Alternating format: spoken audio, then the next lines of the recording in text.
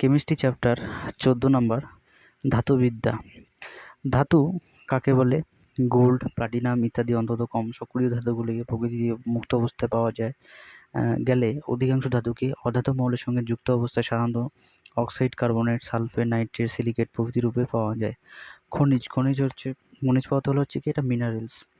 সেটি কি? ভূপৃষ্ঠে বা ভূগর্ভে প্রাপ্ত বালি, মাটি, প্রস্তর খণ্ড প্রভৃতি অপদ্রব্য মিশ্রিত অজৈব পদার্থ যাদের এক বা একাধিক ধাতু বা মুক্ত অবস্থায় যৌগরূপে অবস্থান করে তাকে আমরা খনিজ পদার্থ বলে। আকরিক হচ্ছে কি? ওটস। যে সমস্ত খনিজ পদার্থ থেকে অপেক্ষাকৃত সহজ পদ্ধতিতে সুলভ উচ্চমানের ধাতু নিষ্কাশন করা সম্ভব হয় তাদেরকে আমরা আকরিক বলি।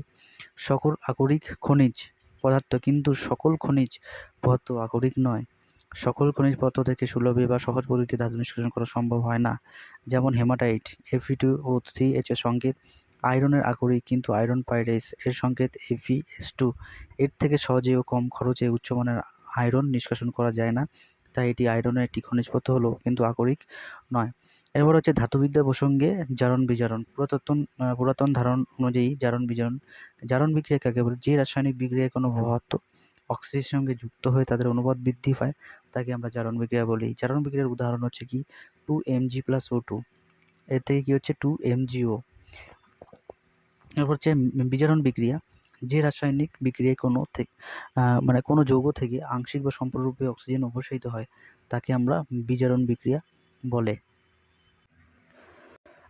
বিজারণ বিক্রিয়ার মাধ্যমে ধাতু আকরিক থেকে ধাতুকে নিষ্কাশিত করা যায়। যেরকম উদাহরণ, Fe2O3 কে উচ্চতর উষ্ণতায় সি এবং সিও দ্বারা বিজারিত করে ধাতব আয়রনে Fe তে পরিণত করা যায়। যেরকম 1 নম্বর, Fe2O3+3C এর থেকে 2Fe+3CO উৎপন্ন হয়। Fe2O3+3CO এর থেকে 2Fe+3CO2 উৎপন্ন হয়। নেক্সট, ইলেকট্রনীয় মতবাদ অনুযায়ী জারণ বিজারণ। ইলেকট্রনের জারণ বিক্রিয়া কাকে বলে? যে রাসায়নিক বিক্রিয়ায় কোনো পরমাণু, আয়ন বা অণু এক বা একাধিক ইলেকট্রন বর্জন করে তাকে জারণ বিক্রিয়া বলে।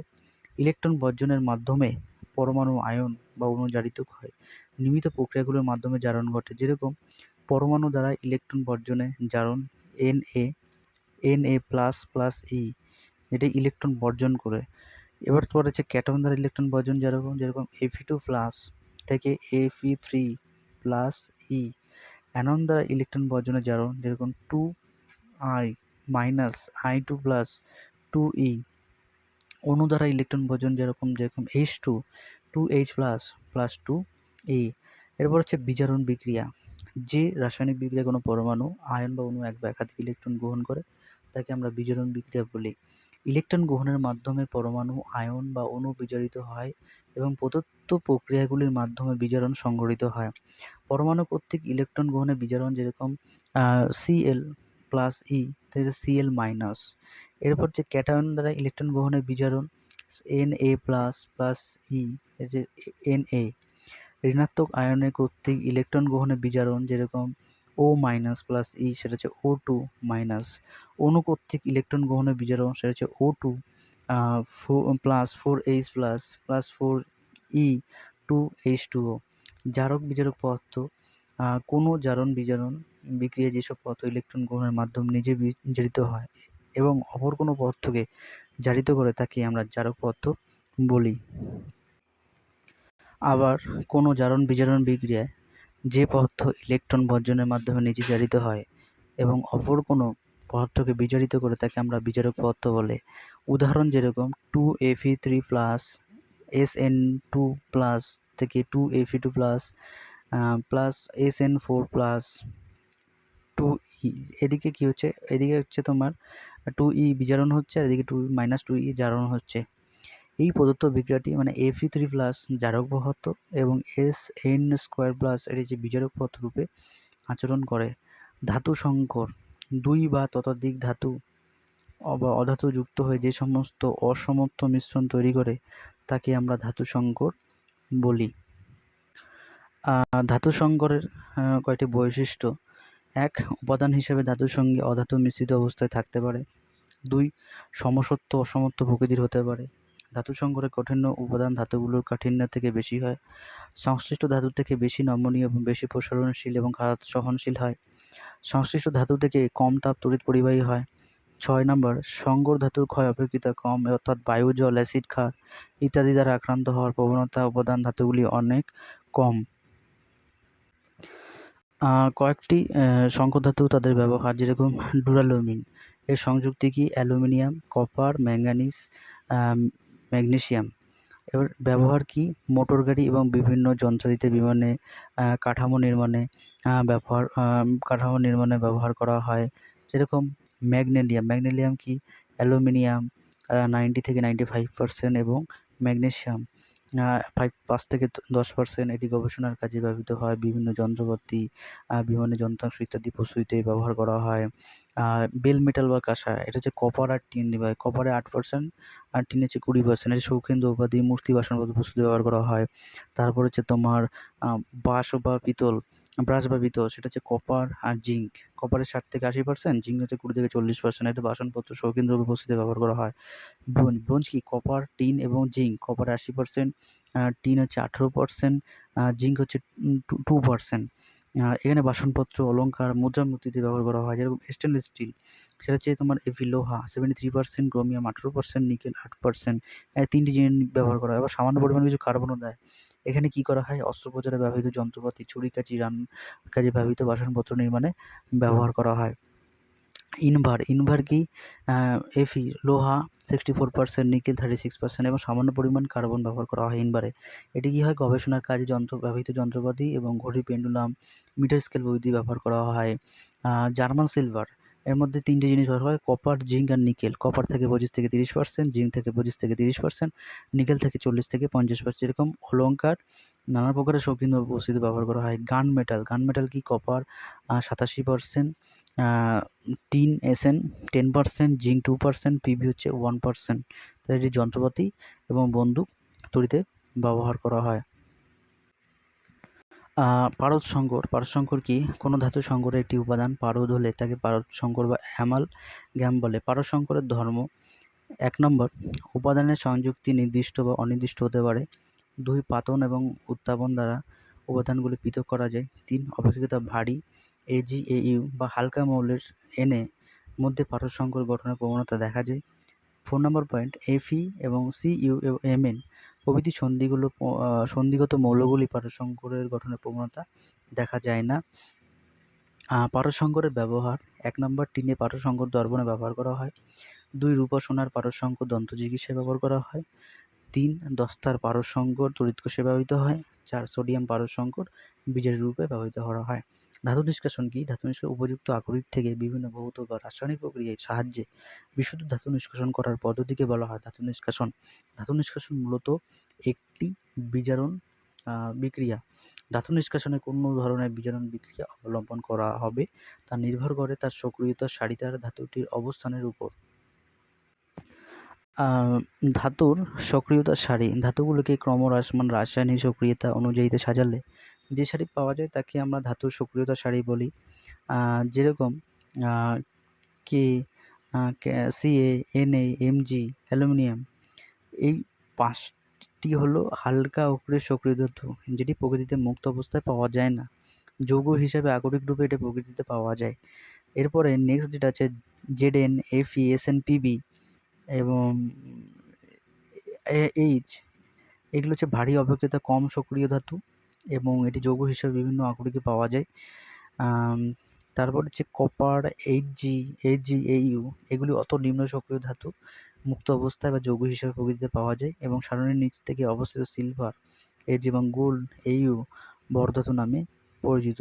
এই যে কটা, এটা হচ্ছে বিজারণ ক্ষমতা বা ইলেকট্রন ত্যাগের প্রবণতা বেশি, রাসায়নিক সক্রিয়তার বৃদ্ধি। বৈশিষ্ট্য: 1 নম্বর, সক্রিয়তার সারিতে যেসব ধাতু হাইড্রোজেনের উপর অবস্থিত কেবল তারা লঘু অ্যাসিড দ্রবণে H+ আয়নে বিচারিত করে হাইড্রোজেন গ্যাস উৎপন্ন করে। 2, ধাতু সক্রিয়তার সারিতে উচ্চ স্থানাধিকারের কোনো ধাতু অপেক্ষাকৃত নিম্ন স্থানাধিকারের কোনো ধাতুকে তার লবণের দ্রবণ থেকে প্রতিস্থাপিত করতে পারে। ধাতু নিষ্কাশনে বিভিন্ন বিজারণ পদ্ধতি, যেরকম তড়িৎ বিজারণ। ধাতুর সক্রিয় শ্রেণীদের উপর দিকে অবস্থিত ধাতুগুলি যেরকম Na, Ca, Mg, অ্যালুমিন, Al তড়িৎ ধনাত্মকতা বেশি হয় এটা অন্তত স্থায়ী প্রকৃতি বা অক্সাইড যৌগ গঠন করে, তাই এদের অক্সাইড যৌগগুলিকে কার্বন বা কার্বন মনোক্সাইড দ্বারা বিজারিত করা যায় না, তাই এই ধাতুগুলো গলিত ক্লোরাইড বা হাইড্রোক্সাইড লবণে তড়িৎ বিশ্লেষণের দ্বারা সংশ্লিষ্ট ধাতুগুলোকে নিষ্কাশন করা হয়। উদাহরণ যেরকম Mg Cl2 এবং গলিত অবস্থায় সে থেকে কী হয় Mg2 প্লাস 2Cl মাইনাস, আর ক্যাথোড বিক্রিয়ায় কী হয় এটি Mg2 প্লাস 2A, তাহলে সেটা Mg। সোডিয়াম ধাতুর নিষ্কাশন কি তড়িৎ বিশ্লেষণ প্রক্রিয়া আয়রন, ক্যাথোড, গ্রাফাইট, অ্যানোড ব্যবহার করে গলিত সোডিয়াম ক্লোরাইডের মধ্য দিয়ে তড়িৎ প্রবাহ চালনা করলে অধিক সক্রিয় ধাতু নিষ্কাশন করা হয়। যেরকম NaCl গলিত অবস্থায় Na প্লাস Cl মাইনাস আয়নেশন হয়। ক্যাথোড বিক্রিয়া কি হয় Na প্লাস E থেকে Na বিজারণ অবস্থায় হয়। অ্যানোড বিক্রিয়া সেটা যে Cl মাইনাস থেকে Cl প্লাস E জারণ Cl প্লাস Cl সেটা হচ্ছে Cl2G। কার্বন বিজারণ পদ্ধতি কি ধাতু সক্রিয়ত সারির মাঝামাঝি অবস্থিত ধাতুগুলি অক্সাইড এবং অপেক্ষাকৃত কম স্থায়ী প্রকৃতির হয়, তাই এই ধাতুগুলি যেমন Zn এবং Fe প্রভৃতি আকরিককে অক্সাইড পরিণত করে এবং উৎপন্ন অক্সাইডে কার্বন দ্বারা বিজারণ ঘটিয়ে সংশ্লিষ্ট ধাতু নিষ্কাশন করা হয়। যেরকম উদাহরণ ZnO+C, এটা 1400 ডিগ্রি সেলসিয়াসে সেটা কি হয় Zn+CO। থার্মিক পদ্ধতি কি উচ্চ তাপমাত্রায় অক্সিজেনের প্রতি অ্যালুমিনিয়ামের তীব্র আসক্তির কারণে কিছু কিছু ধাতু যেমন Fe, Cr, Mn প্রভৃতি অক্সাইডকে উচ্চ উষ্ণতায় আবদ্ধ পাত্রে অ্যালুমিনিয়ামের চূর্ণ সহ উত্তপ্ত করে যে ধাতুগুলো তাদের অক্সাইড থেকে নিষ্কাশন করা হয়। উদাহরণ Fe2O3 plus 2L plus Al2O3 plus Fe।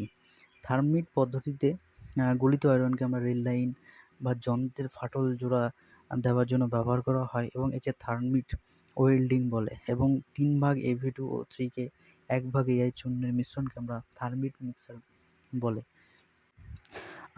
শত বিজারণ পদ্ধতি কি ধাতুর সক্রিয়তা শ্রেণীতে হাইড্রোজেনের নিচে থাকা কম সক্রিয় ধাতুগুলোকে এই পদ্ধতিতে নিষ্কাশিত করা হয়। এক্ষেত্রে বাইরে থেকে কোনো বিজারক পদার্থ যোগ করা হয় না, তাই এই পদ্ধতিকে ধাতুর সালফাইড আগরিকের আংশিকভাবে অক্সাইডে পরিণত করা হয়।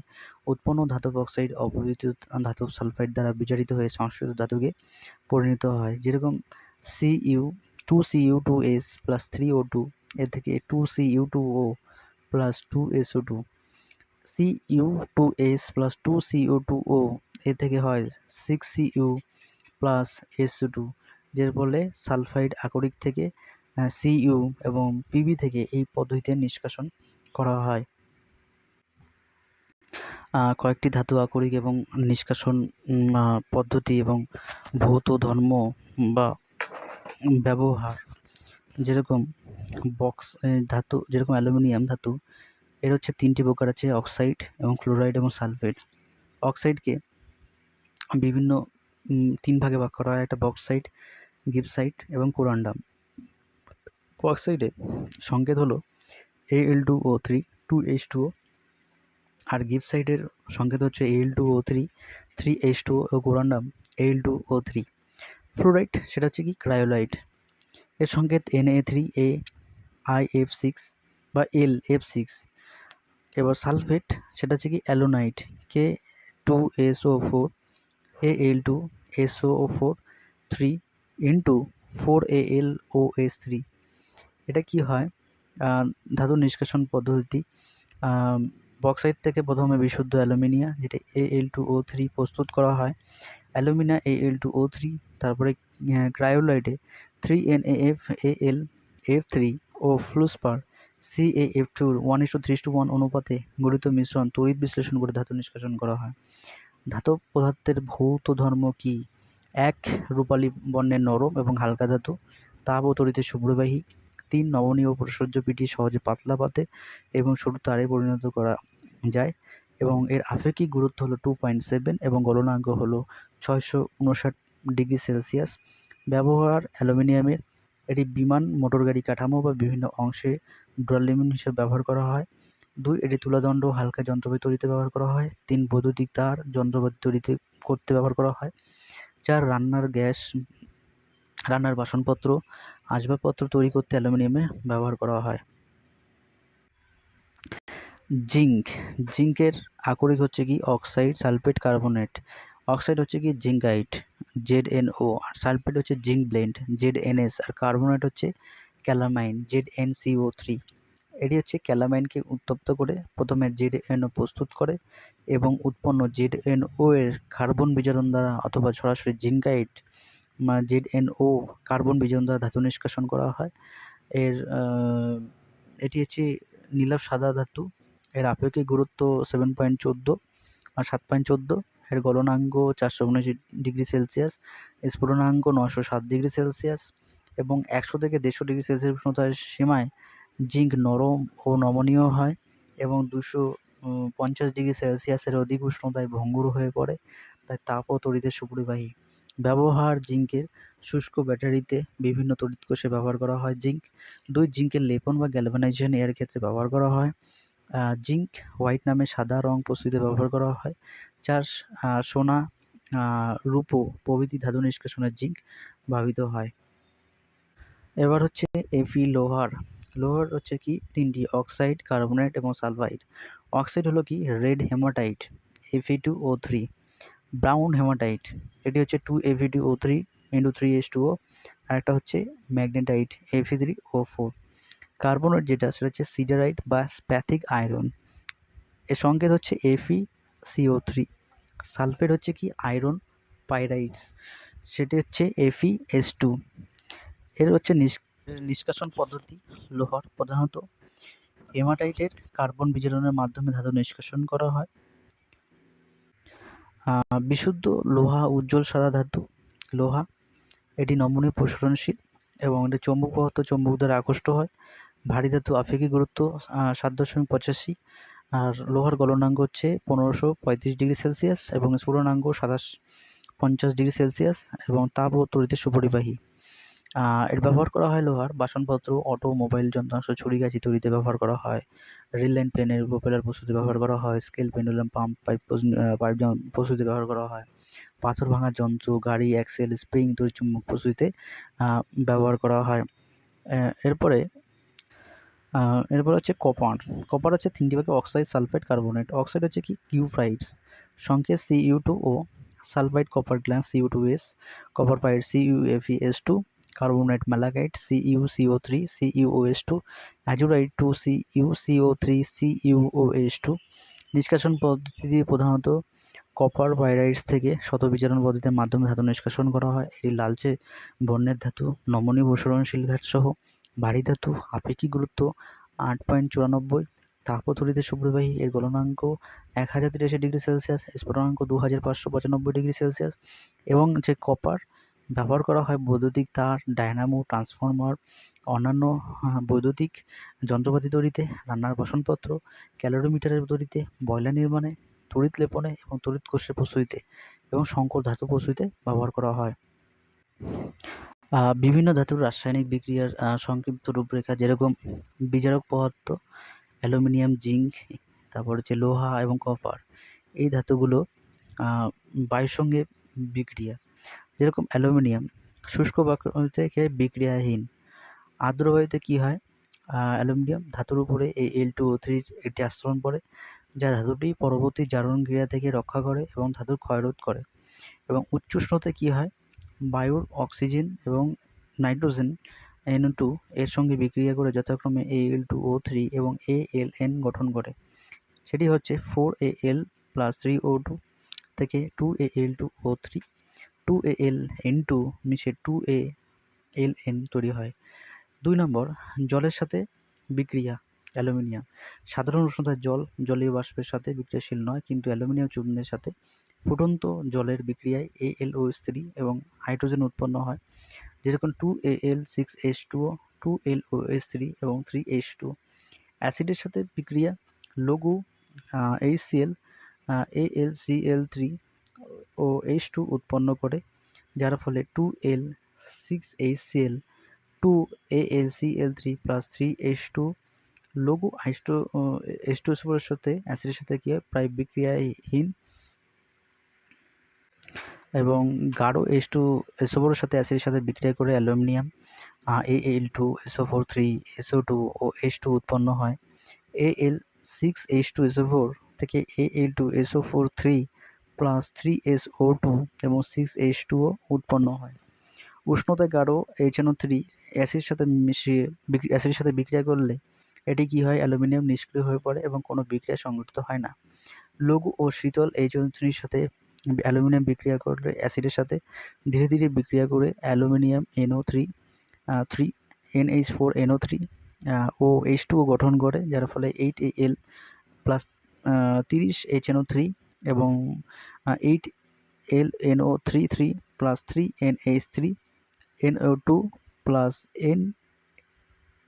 9H2O উৎপন্ন হয়। ক্ষারের সাথে বিক্রিয়া অ্যাসিডের সাথে ক্ষারের বিক্রিয়া করলে তীব্র ক্ষারের উত্তপ্ত গাঢ় দ্রবণের সাথে বিক্রিয়া অ্যালুমিনেট Al2 মাইনাস যৌগ এবং হাইড্রোজেন উৎপন্ন করে, যেমন 2Al plus 2NaOH plus 2H2O 3H2 plus 2NaAl2 উৎপন্ন করে।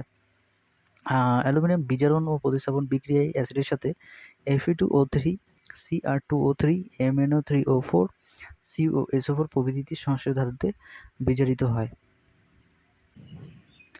এরপর হচ্ছে জিঙ্ক। শুষ্ক বায়ুর সাথে কী হয়? বিক্রিয়াহীন হয়।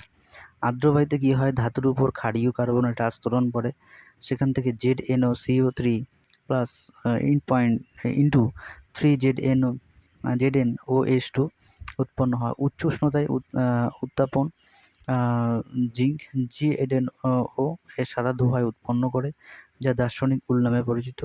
এই উলের সংকেত হচ্ছে 2Zn প্লাস O2, এর থেকে 2ZnO উৎপন্ন হয়। জলের সাথে বিক্রিয়া করলে সেটা হয় সাধারণ উষ্ণতায় জলের সাথে বিক্রিয়াহীন জিঙ্ক এবং অপরিশুদ্ধ লোহিত এবং তপ্ত জিঙ্ক স্টিমের সাথে বিক্রিয়া করে ZnO প্লাস H2 উৎপন্ন হয়। Zn plus 2H2O ZnOH2 plus H2 অ্যাসিডের সাথে বিক্রিয়া জিঙ্ক লঘু HCl এর সাথে জিঙ্ক তোমার বিক্রিয়া করলে অবিশুদ্ধ জিঙ্কের সঙ্গে বিক্রিয়া ZnCl2 প্লাস H2 উৎপন্ন হয়। Zn plus 2HCl ZnCl2 plus H2 লঘু H2SO4 এর সাথে জিঙ্ক অ্যাসিডের সাথে বিক্রিয়া করলে বিক্রিয়ান হয় ZnSO4 এবং H2 উৎপন্ন করে ZnH2SO4 এবং ZnSO4 প্লাস H2। জিঙ্ক গাঢ় H2SO4 অ্যাসিডের সাথে বিক্রিয়া করে ZnSO4 SO2 H2 উৎপন্ন হয়। Zn প্লাস 2H2SO4 থেকে ZnSO4 plus SO2 plus 2H2O। উষ্ণ ও গাঢ় HNO3 অ্যাসিডের সাথে বিক্রিয়া করে জিঙ্ক ZnNO3 প্লাস H2 উৎপন্ন হয়। Zn plus 4HNO3 ZnNO3 plus 2NO2 plus 2H2O। লঘু শীতল HNO3 সেটা যে জিঙ্কের সাথে বিক্রিয়া করলে অ্যাসিডের সাথে ZnNO3 N2O H2 উৎপন্ন করে, যেটা 4Zn plus 10HNO3 4ZnNO3 N2O plus 5H2O। ক্ষারের সাথে বিক্রিয়ায় জিঙ্ক, সেখান থেকে জিঙ্কেট ZnO2 মাইনাস যৌগ থেকে হাইড্রোজেন উৎপন্ন করে Zn প্লাস 2NaOH থেকে Na2ZnO2 প্লাস H2। বিজারণ ও প্রতিস্থাপন বিক্রিয়ায় জিঙ্ক CuSO4 প্লাস AgNO3 এর জলীয় দ্রবণ থেকে সংশ্লিষ্ট ধাতুগুলি প্রতিস্থাপিত করে এবং CuSO4 plus ZnSO4 plus Cu। এবার হচ্ছে Fe লোহা। শুষ্ক বায়ুতে এটি বিক্রিয়াহীন। আর্দ্র বায়ুতে বাদামি বর্ণের মরিচা গঠন করে, যেরকম Fe2O3 ইন্টু XH2O। উচ্চ উষ্ণতায় উত্তাপন লোহার Fe3O4 গঠন করে, যেরকম 3Fe প্লাস 2O2, এর থেকে Fe3O4। জলের সাথে বিক্রিয়া করে লোহা, সেটা সাধারণ উষ্ণতায় জলের সাথে বিক্রিয়াহীন। লোহিত তপ্ত Fe সাথে তপ্ত স্টিমের বিক্রিয়ায় Fe3O4 এবং হাইড্রোজেন উৎপন্ন হয় এবং 3Fe plus 4H2O Fe3O4 plus 4H2। অ্যাসিডের সাথে বিক্রিয়া লঘু HCl এর সাথে লোহার FeCl2 প্লাস H2 উৎপন্ন করে, যার ফলে Fe2HCl FeCl2 প্লাস H2 উৎপন্ন হয়। লঘু H2SO4 অ্যাসিডের সাথে বিক্রিয়া করে লোহা FeSO4 H2 উৎপন্ন করে Fe plus H2SO4 FeSO4 H2। গাঢ় H2SO4 এর সাথে লোহা অ্যাসিডের সাথে বিক্রিয়া করে Fe2SO4 SO2 ও H2O উৎপন্ন হয়। 2Fe প্লাস 6H2SO4 থেকে Fe2SO4 প্লাস 3SO2 এবং 6H2O। উষ্ণ এবং গাঢ় HNO3 লোহার সাথে বিক্রিয়া করে FeNO3 NO2H2 উৎপন্ন হয়। এরপরে সমীকরণ তৈরি হয় Fe6HNO3 থেকে FeNO3 প্লাস 3NO2 এবং প্লাস 3H2O। লৌহ শীতল HNO3 সাথে বিক্রিয়া করে লোহা FeNO3O NH4NO3 ও H2O উৎপন্ন করে, যার ফলে 4Fe plus 10HNO3 4FeNO3 plus NH4NO3 plus 3H2 উৎপন্ন হয়। ক্ষারের সাথে বিক্রিয়া করে অ্যাসিডের সাথে লোহা উত্তপ্ত অবস্থায় ফেরাইট Fe2 যৌগ এবং H2 উৎপন্ন করে। 2Fe plus 2NaOH plus 2H2O 3H2 plus 2NaFeO2। বিজারণ ও প্রতিস্থাপন বিক্রিয়া। অ্যাসিডের সাথে বিক্রিয়া করে লোহা CuSO4 ও AgNO3 জলীয় দ্রবণ থেকে সংশ্লিষ্ট ধাতুগুলিকে প্রতিস্থাপিত করে এবং CuSO4 plus FeSO4 plus Cu। 4 নম্বর পয়েন্ট হচ্ছে কপার। কপার শুষ্ক বায়ুতে বিক্রিয়াহীন, আর্দ্র বায়ুতে কপার ধাতুর উপর কালো বর্ণের CuO এবং Cu আস্তরণ পড়ে এবং দীর্ঘদিন আর্দ্র বায়ুতে রাখলে ক্ষারীয় সালফেটে CuSO4 3CuOH2 সবুজ আস্তরণ পড়ে।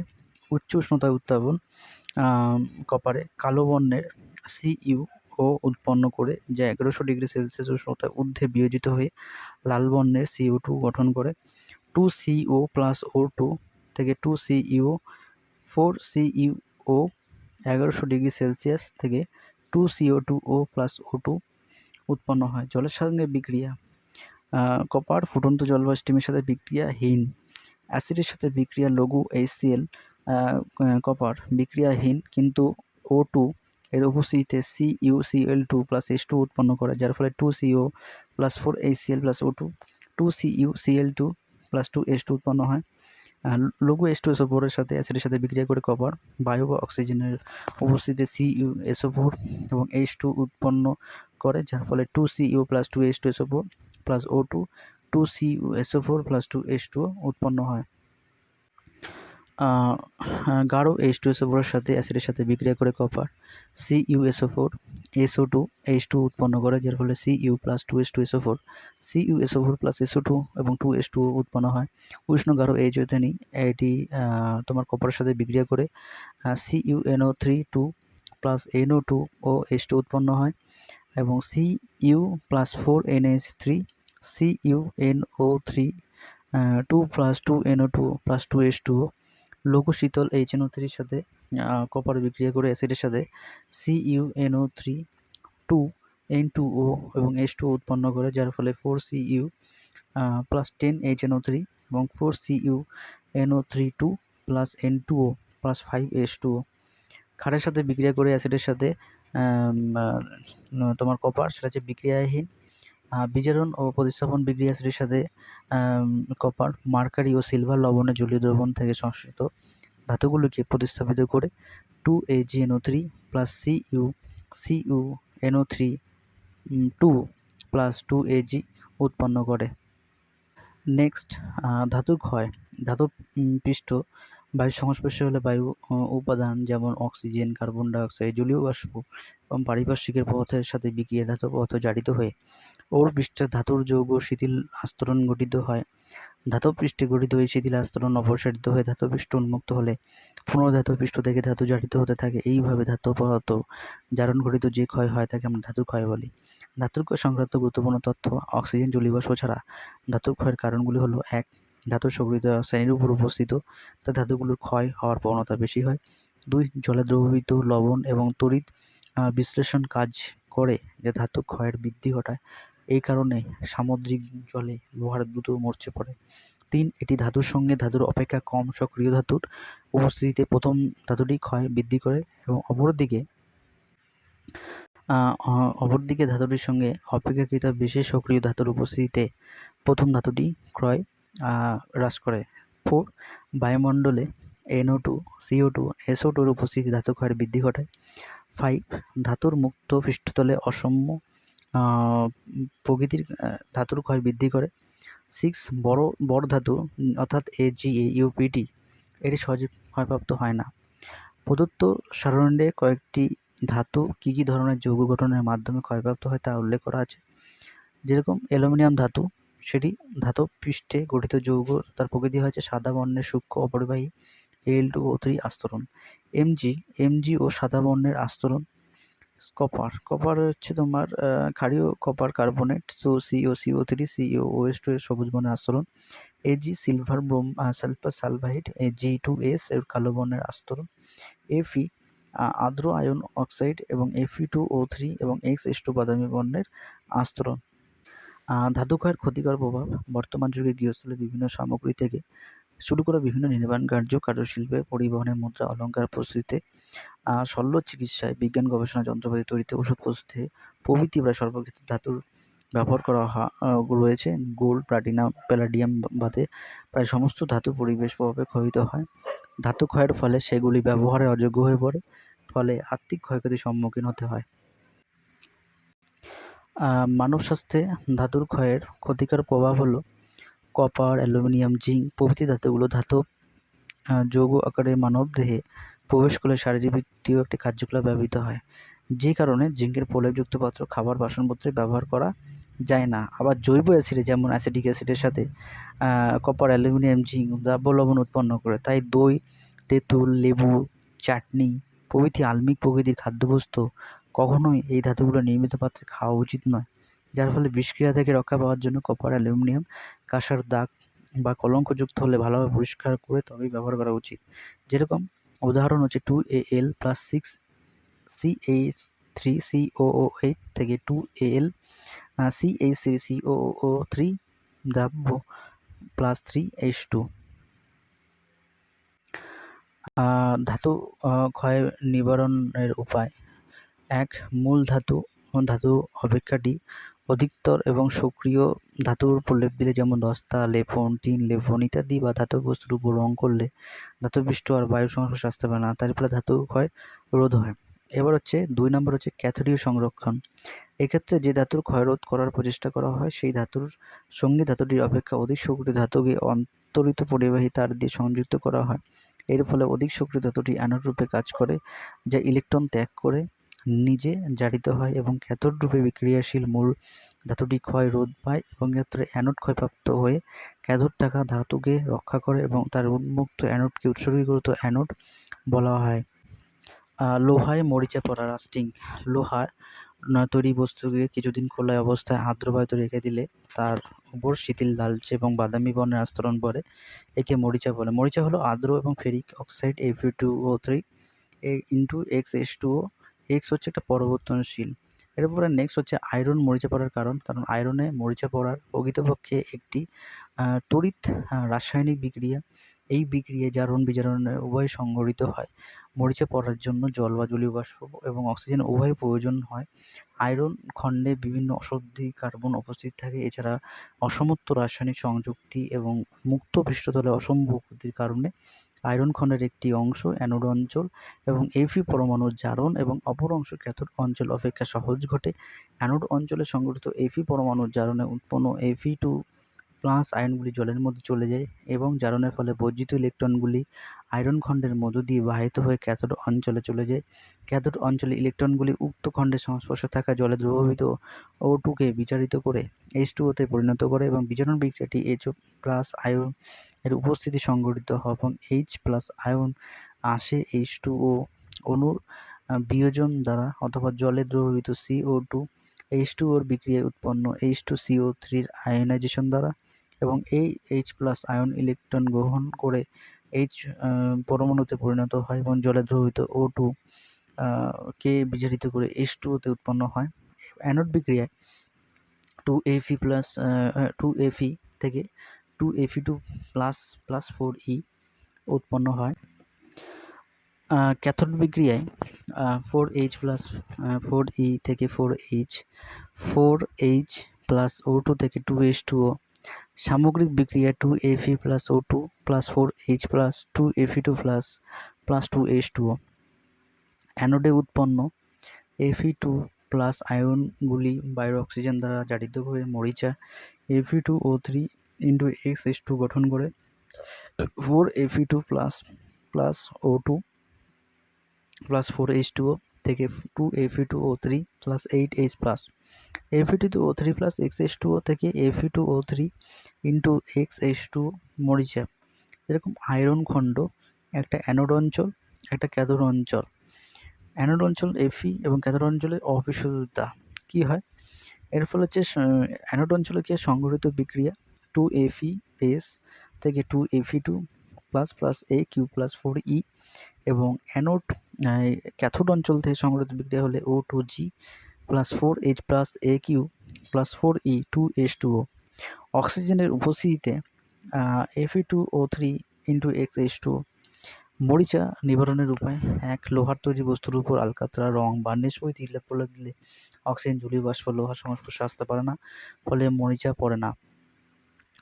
তোমার জলের অপেক্ষা অধিক সক্রিয় ধাতুর প্রলেপ, যেমন জিঙ্কের প্রলেপ গ্যালভানাইজেশন দিলে মরিচা পড়ে নির্ধারিত হয়। 3. মাটির নিচে জল বা তেলবাহী আয়রনের পাইপকে মরিচা পড়ার হাত থেকে রক্ষা করার জন্য ক্যাথোডীয় সংরক্ষণ প্রক্রিয়া অবলম্বন করা হয়। এই ক্ষেত্রে লোহা নির্মিত বস্তুর সঙ্গে ম্যাগনেসিয়াম পাত খণ্ডকে অন্তরিত পরিবাহী তারের মাধ্যমে বৈদ্যুতিক সংযোগ রাখা যায়, যার ফলে ম্যাগনেসিয়াম দ্বারা নির্মিত অ্যানোডের বিনিময়ে আয়রন ক্যাথোডে সংরক্ষিত হয়। 4. উত্তপ্ত লোহার উপরে স্টিম চালনা করলে লোহার উপর ফেরোসোফেরিক অক্সাইড যেটা Fe3O4 এর আস্তরণ পড়ে। এইভাবে মরিচা পড়া থেকে নিবারণ করা সম্ভব। এক নজরে 1. সোনা, রূপা, প্লাটিনাম প্রভৃতি ধাতু প্রকৃতির মুক্ত অবস্থা এবং আকরিক রূপে উভয় অবস্থায় থাকে। সব আকরিক খনিজ পদার্থ, কিন্তু সব খনিজ পদার্থ আকরিক নয়। তামার পাত্রে লঘু HCl এবং H2SO রাখা যায়, কারণ এই দুই অ্যাসিডের লঘু অবস্থার সঙ্গে Cu বিক্রিয়া করে না। তামার পাত HNO3 রাখা যায় না, এবং কারণ Cu HNO3 সাথে বিক্রিয়া করে। জার্মান সিলভারে CuZnNe এবং সিলভার রূপও থাকে না। তামার পাত্রে গাঢ় H2SO রাখা যায় না, কারণ গাঢ় H2SO এর সাথে কপার বিক্রিয়া করে SO2 উৎপন্ন করে। এর ফলে গ্যালভানাইজেশন প্রক্রিয়ায় কোনো পদার্থের উপর জিঙ্কের ধাতুর প্রলেপ দেওয়া হয়। নাইক্রোম হলো Ne, অ্যালুমিনিয়াম Cr ধাতুর সমন্বয়ে গঠিত একটি ধাতু সংকর, যার এটি একটি ইলেকট্রিক ইস্ত্রি, ইলেকট্রিক হিটার এবং প্রস্তুতিতে ব্যবহার করা হয়। অ্যালুমিনিয়াম পাত্রে NOH বা KOH এর দ্রবণ রাখা যায় না, কারণ Al এর ক্ষারগুলির সাথে বিক্রিয়া সোডিয়াম বা পটাশিয়াম অ্যালুমিনেট ও H2 উৎপন্ন করে। অ্যালুমিনিয়াম পাত্রে চাটনি বা আচার খাওয়া উচিত নয়, কারণ চাটনি বা আচারে উপস্থিত ভিনিগার বা অ্যাসিটিক অ্যাসিড এর সাথে বিক্রিয়ায় ক্ষতিকারক জৈব লবণ উৎপন্ন করে। তামার বাসনপত্রে তামার পয়সা বহুদিন রেখে দিলে তার উপর সবুজ রঙের ক্ষারীয় কার্বনেটের CuSO4 2CuOH2 আস্তরণ পড়ে। আর্দ্র বায়ুতে দস্তা দীর্ঘদিন ফেলে রাখলে ক্ষারকীয় জিঙ্ক কার্বনেটের সাথে আস্তরণ সৃষ্টি হয়, ফলে দস্তার ধাতু উজ্জ্বলতা নষ্ট হয়।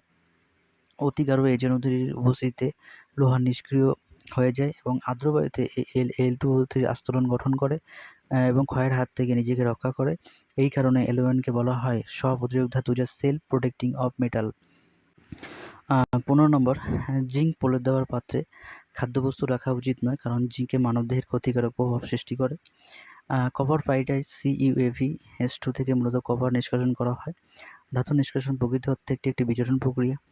Zn2Fe থেকে অধিক সক্রিয় হওয়ায় লোহার বস্তুটি লেপন অপেক্ষা জিঙ্ক লেপন অধিক কার্যকারী। Zno একটি দার্শনিক গোল বলে। লোহা, নিকেল, কপার, স্টিল প্রভৃতি নির্মিত দ্রব্যের উপর রাসায়নিক বিক্রিয়ায় Al2O3 সূক্ষ্ম আস্তরণ দেয়। এই পদ্ধতিকে অ্যালোরাইজেশন বলে। অ্যালুমিনিয়াম ধাতু এবং অ্যালুমিনিয়াম ধাতু নির্মিত বিভিন্ন ধাতু সংকরের উপর ক্ষয় প্রতিরোধ করার জন্য ওই বস্তুর উপর তড়িৎ লেপন পদ্ধতি অবলম্বন করে। Al2O3 পাতলা আস্তরণ দেওয়ায় এই প্রক্রিয়াকে অ্যানোডাইজেশন বলে। অ্যালনিকে হলো কি FeAlNi এবং CO একটি সংকর ধাতু, যার এটি একটি কৃত্রিম চৌম্বক তৈরিতে কাজে লাগে।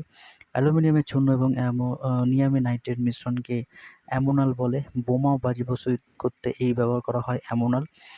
লোহা অশুদ্ধি রূপে মিশ্রিত কার্বনের পরিমাণের উপর ভিত্তি করে 3 প্রকারের লোহা বাণিজ্যের কাজে ব্যবহৃত হয়। কাস্ট আয়রন, যেটা 2 থেকে 4%, রড আয়রন 0.1 থেকে 0.15%, থিন স্টিল যেটা 0.15% থেকে 1.5%।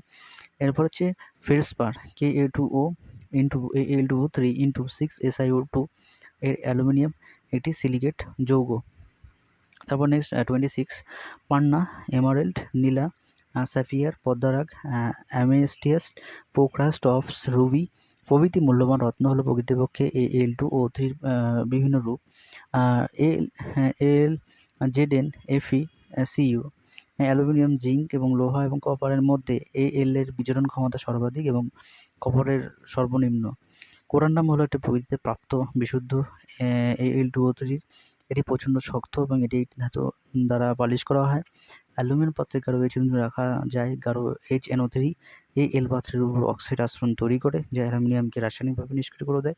লোহিততপ্ত লোহাকে ধীরে ধীরে ঠান্ডা করে নমনীয় লোহা তৈরির প্রক্রিয়াকে কোমলায়ন বলে, যেটা অ্যানেলিং। লোহাকে 250 থেকে 300 ডিগ্রি সেলসিয়াস উষ্ণতায় উত্তপ্ত করলে এটি ধীরে ধীরে ঠান্ডা করে ভঙ্গুরতা লুপ্ত করার পদ্ধতিকে পানদান বলা হয়, যে টেম্পারিং বলে। ধাতু সংকরের মধ্যে একটি উপাদান বারুদ বলে, তাকে অ্যামালগাম বা পারদ সংকর। মরিচা হলো শোধক পেরিক্সাইড, যে Fe2O3 X H2O পরিবর্তনশীল। যেসব খনিজ পদার্থ থেকে ধাতু নিষ্কাশিত হয় তাকে আমরা আকরিক বলি। আকরিকের মধ্যে উপস্থিত অপদ্রব্যকে খনিজ মল বলে। লোহার মধ্যে কম সক্রিয় ধাতু অপরিশোধিত রূপে থাকলে লোহার দ্রুত মরিচায় পড়ে। ক্যালোরিমিটার তৈরিতে তামা ব্যবহৃত হয় এবং ধাতু সক্রিয়তার শ্রেণীতে অধাতু পদার্থ হাইড্রোজেনকে উপস্থিত থাকে।